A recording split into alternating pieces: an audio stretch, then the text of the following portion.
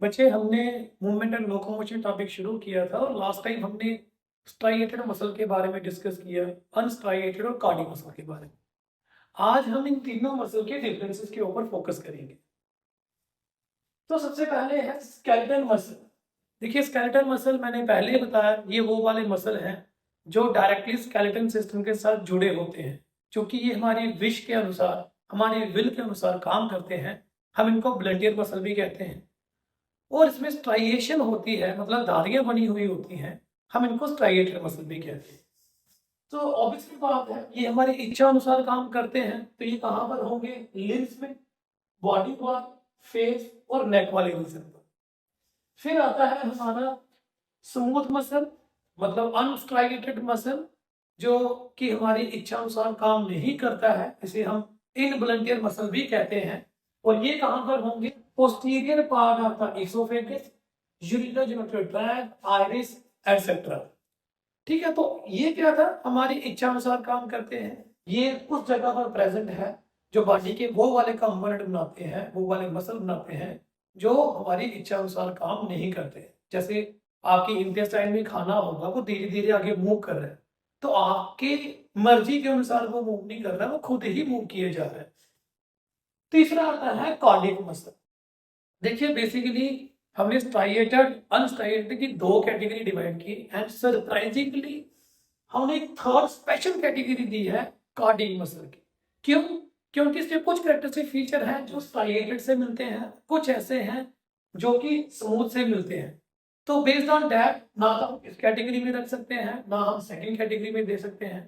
Third, कुछ इसके unique feature है जिसकी वजह से हमने इसको अलग से कैटेगरी दी है, दैट इज कार्डियक मसल।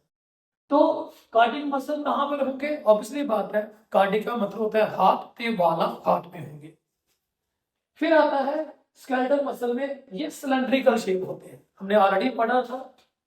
अगर आप स्मूथ की बात करो तो ये सिलेंडर शेप होते हैं, और अगर कार्डियक की बात करोगे फिर से ये क्या है? सिलेंड्रिकल। तो बेस्ड ऑन दैट आप बोल सकते हो कि कार्डियक मसल और स्केलेटल मसल ये दोनों सेम सेम है, क्योंकि दोनों में क्या है? दोनों में सिलेंड्रिकल शेप है।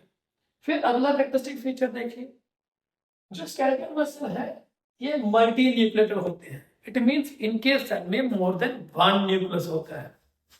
अगर आप स्मूथ मसल की बात करोगे तो ये यूनि न्यूक्लियट होता है, मतलब इनमें एक ही न्यूक्लियस होता है एक सेल में। बेस्ड ऑन दैट हम बोल सकते हैं इनमें क्लियर कट डिफरेंसेस है। बट जब हम कार्डियक मसल की बात करते हैं तो हम कहते हैं कि भाई ये भी मल्टी न्यूक्लिएटेड है। अब देखो सिलेंड्रिकल शेप बिल्कुल इसके साथ मैच कर रही है, स्केलेटन के साथ। मल्टी न्यूक्लिएटेड कंडीशन भी इसकी स्केलेटन मसल के साथ रिजेंबल कर रही है। तो ये दोनों फीचर बिल्कुल स्केलेटन मतलब स्ट्राइएशन जैसे है। फिर आता है dark band and light band. हमने ऑलरेडी पढ़ा हुआ है स्ट्राइएटेड मसल में कि भाई वहां पर डार्क बैंड होते हैं और लाइट बैंड होते हैं, they are alternate to each other. ठीक है, डार्क बैंड अनआइसोट्रोपिक बैंड और लाइट बैंड आइसोट्रोपिक बैंड, उसके बारे में हम डिटेल में जाएंगे नहीं। तो ये किस में प्रेजेंट था? स्ट्राइएटेड मसल में। हमने स्मूथ मसल में पढ़ा कि ऐसा कोई डिमार्केशन नहीं होती, ना तो कोई टाइप की स्ट्राइएशन नहीं दिखती, ना लाइट बैंड ना dark band. But cardiac muscle में ये फिर से प्रेजेंट होता है, आल्सो प्रेजेंट है बट कैसा है? फेल। तो फिर से एक सिमिलैरिटी किसके साथ रिजेंबल हो रही है? स्ट्राइएटेड से। तो स्ट्राइएटेड में क्या क्या रिजेंबलेंसेस की अभी तक आई है? दोनों सिलेंड्रिकल है, दोनों मल्टी न्यूक्लिएटेड है, और दोनों में डार्क बैंड और लाइट बैंड है। आल्दो कार्डियक मसल में डार्क और लाइट बैंड फेल है। अब स्केलेटल मसल जो होते हैं वो अनब्रांच होते हैं, हमने कोई भी वहां पर ब्रांचिंग नहीं पड़ी हुई। स्मूथ मसल भी अनब्रांच होते हैं, क्योंकि हमने स्मूथ मसल में भी ऐसा कुछ नहीं पढ़ा। बट कार्डियक मसल जो होते हैं ब्रांच होते हैं। अगर आपको याद हो तो हमने जब उसके स्ट्रक्चर के बारे में डिस्कशन की तो कुछ इस तरीके का बनाया हुआ था। तो ये क्या है? मसल की ब्रांचिंग है ना। तो ये मसल की ब्रांचिंग किसमें दिखती है? कार्डियक मसल में, ना तो स्ट्राइएटेड में ना अनस्ट्राइएटेड में, मतलब इनब्लंटेड मसल में भी नहीं दिखता है। इसके बेसिस के ऊपर हम लोग बोल सकते हैं कि ये इसका एक यूनिक फीचर है। ठीक है, तो बेस ये जो फीचर है ये दोनों से रिजेंबल नहीं करता। फिर इंटरकैलेटेड डिस्क, इंटरकैलेटेड डिस्क जो है वो स्केलेटल मसल में नहीं होती, दैट इज ये एब्सेंट लिखा हुआ है मैंने ऑलरेडी। स्मूथ मसल में भी वो एब्सेंट होता है, मतलब इसमें भी इंटरकैलेटेड डिस्क नहीं होती, बट यहाँ पर कार्डियक मसल में इंटरकैलेटेड डिस्क होती है, जो ये मैंने लाइन ड्रा की हुई है। तो ये इंटरकैलेटेड डिस्क क्या करती है, ये दो मसल को आपस में जोड़ती है, दैट इज व्हाई इसे हम इंटरकैलेटेड डिस्क कहते हैं। तो ये भी इसका क्या है, यूनिक फीचर है, प्रेजेंस ऑफ इंटरकैलेटेड डिस्क। अब समझिए कि पहले तीन जो सेकंड थर्ड फोर्थ फैक्टर था वो बिल्कुल स्केलेटन से मिलता था, लेकिन जब अगले वाले फैक्टर की बारी आई कि जैसे उसकी ब्रांचिंग होती है, इंटरकैलेटेड डिस्क होती है, वो स्ट्राइएशन से बिल्कुल भी रिजेम्बलेंस नहीं है, ना ही वो स्मूथ से रिजेम्बलेंस है। फिर स्केलेटल मसल जो है वो बेहद जल्दी फैटीग हो जाते हैं। आपने देखा होगा जब आप रनिंग करते हो या किसी पहाड़ी पे लगातार चलते जाओ, जहां अगर मैंने ये मार्कर पकड़ा हुआ है और काफी देर पकड़ के रखूंगा तो मेरे मसल जो है वो थक जाएंगे, फैटीग हो जाएंगे। तो स्केलेटल मसल बड़ी ज्यादा एनर्जी यूज करते हैं, बड़ी जल्दी यूज करते हैं और बड़ी जल्दी ही थक भी जाते हैं। बट स्मूथ मसल नहीं थकते और कार्डियक मसल तो कभी थकते ही नहीं है। आपने कभी सुना ही नहीं होगा कि आपके हार्ट के मसल थक चुके हैं। अगर हार्ट के मसल ही थक गए तो सीधा भगवान को प्यारे हो जाते हैं लोग, है ना। तो जो के पार्ट मेरा मतलब कार्डियक मसल रिलैक्स जो है वो रिलैक्स तो करते हैं बट फटीग नहीं होते, उनमें थकावट नहीं होती। स्केलेटल मसल ऑलरेडी हमें पता है ये हमारी इच्छा अनुसार काम करते हैं, that is why we call it as a volunteer muscle. Smooth muscle हमारी इच्छा अनुसार काम नहीं करते हैं, दैट इज व्हाई इनको इनवॉलंटियर मसल कहा जाता है। और कार्डियक मसल भी हमारी इच्छा अनुसार काम नहीं करते, इनको हम इनवॉलंटियर मसल कहते हैं।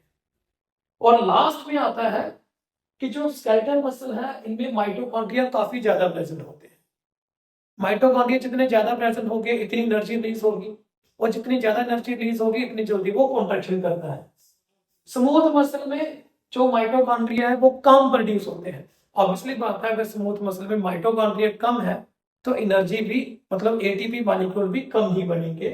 और कार्डियक मसल में फिर से माइटोकॉन्ड्रिया बेहद ज्यादा होते हैं एज गुड एज जैसे आप स्केलेटल मसल में देखते हैं।